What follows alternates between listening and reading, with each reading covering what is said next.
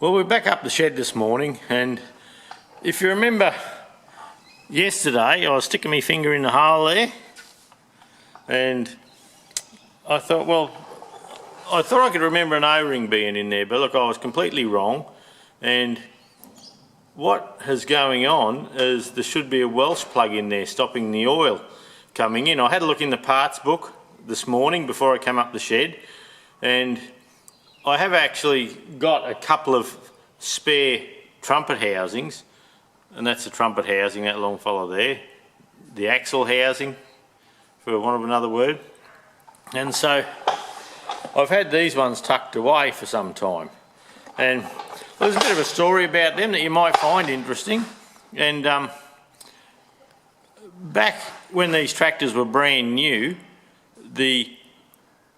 the Massey Ferguson agent in Bundy here, where I live, they took out a Fergie 35, must have been an MF 35 possibly, and they demoed it to a man and he decided to buy one.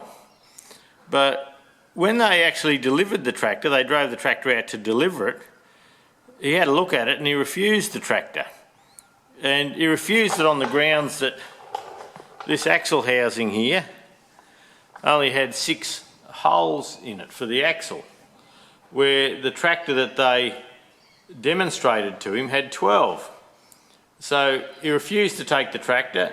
He said, I'm not having it, I want the tractor that you demonstrated. And he said, I want the later model one with the 12 holes there at the axle flange. And another interesting thing is this is scalloped here, where my gold one has got a solid one like that. So this tractor actually had 2 different trumpet housings on it, one scalloped and one not, and the part numbers are actually different to the this scalloped one, which is a right hand axle. The part number is different to the one that's on my tractor. And so anyway, what they did to keep the sale alive was Massey Ferguson got 2 new trumpet housings up, and must have been the axles and all, I'd imagine, because the bearing carrier would need 12 bolts too.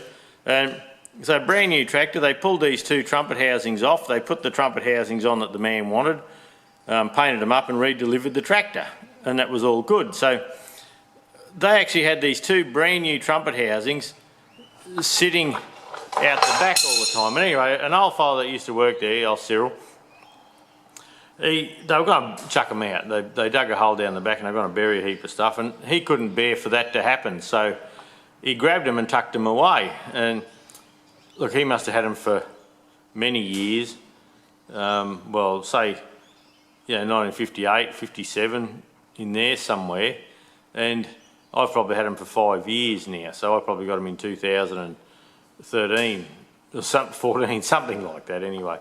So he's had them for a long time, and anyway, he rang me up one day and said, look, come and get them, they're yours. He said, I'm getting too old to worry about all that shit, so yeah, come and get them. But the reason I have it tucked up here, and I bothered to bring them up, is if you look at the end of the brake shaft, that's what's supposed to be there. It's a flat Welsh plug, and my tractor has obviously had that knocked out, pushed out, something like that.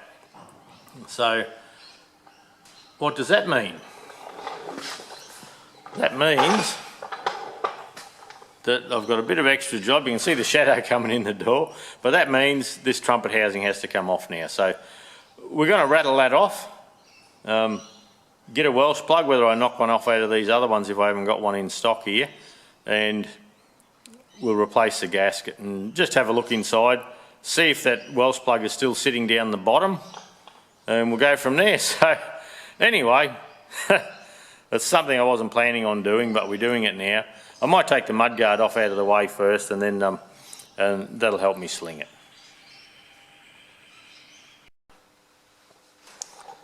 Right, you'll notice I've taken the mudguard off, or the fender, depending on where you live, and I've taken the top lift arm off here, and just to get that out of the way. And I notice there's a problem with this. This is sloppy. It's the pin is stuck in the pivot here, so we'll deal with that later on. There's a drum underneath here where I've drained the transmission and gearbox oil. I have one under the gearbox too because they share the same cavity, and there's one sump for the gearbox and the diff. Now an 1 1/16 socket, I'm just going to undo this bolt here on the lower pin, and that should drop that arm out of the way, and that'll just make it easier for me to lift. And when I'm rolling it around, I haven't got an arm to deal with it. I'm knocking paint off all the time, and I'm knocking enough paint off as I go.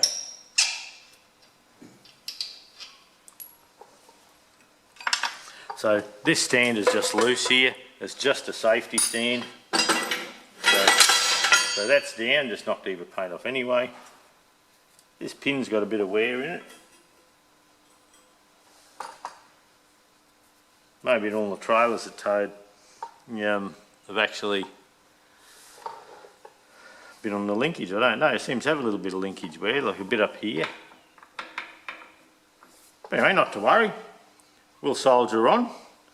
I'll come back once I've taken these bolts out around here. I'll leave one in just as a safety, and we'll take the last one out, and by undoing this one here I should be able to drop the muffler out of the way with the downswept exhaust. Drop it out of the way so we can get clear access to pop that hip off. So not a big job really. We'll just keep poking along.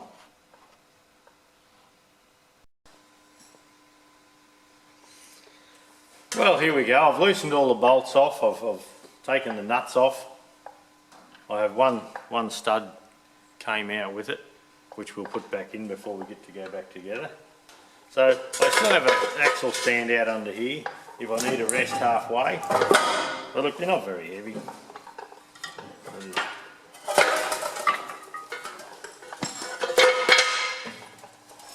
And that just slides out. There's I'll bring you over this side. There's quite a bit of muck sitting there in the bottom from moisture. And look at that bearing. Can you see that? That is rooted.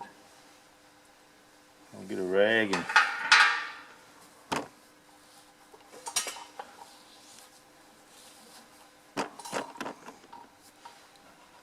you can see the pitting there, the galling. That's buggered, gone through the case hardening. So there you go. Good job, we did have to pull it off. This is where that Welsh plug should be. It's not there, but while we're going, I'll just bring you over to the back end there, if I can. Kick you up a little bit. And you can see the right hand side of the diff. And we'll have a bit of a puddle around in there and clean all this housing right out and see what we can find. And you can see the marks. I'll put a bit of shadow there for you. You can see the marks on the bearings here. So look, it's a good job we pulled it apart. It's that's if I come around this side. Yeah, that's a bit better. I can see on the monitor. You can actually see the diff bearings looking very, very sick. So that's a great thing.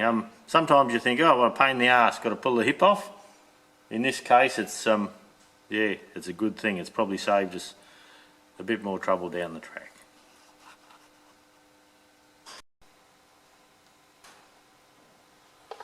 Right, now we have the trumpet housing sitting up here and the Welsh plug's out. You can see the brake bush in here and you can feel there's a bit of wear on that. So look, while we're here, we're probably not going to take any shortcuts. I'll try not to drop stuff. And I'll see if my punch has a sharp enough edge to knock that bush out. Oh, look at that. Very easy.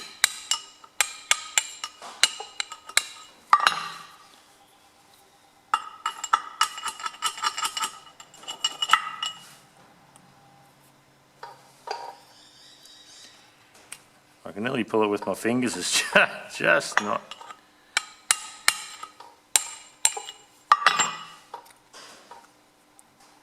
And that's the bush there.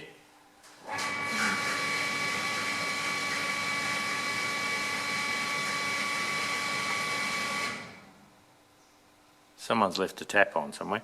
And that's the bush there. And you can see, when I give that a wipe, I'll just back out a little bit, I think. You can see through the back here where we have that pattern, and that's a lubrication pattern. Then round through here, you can see no pattern at all. It's worn that pattern off, and it's that thin that it started to collapse.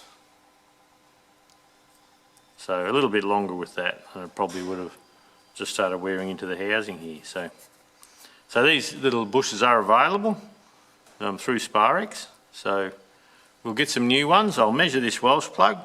I have the part number, genuine part number for the Welsh plug, but it didn't come up in Sparex's parts reckoning. So yeah, so I'll just have a measure and we'll go from there. This pin,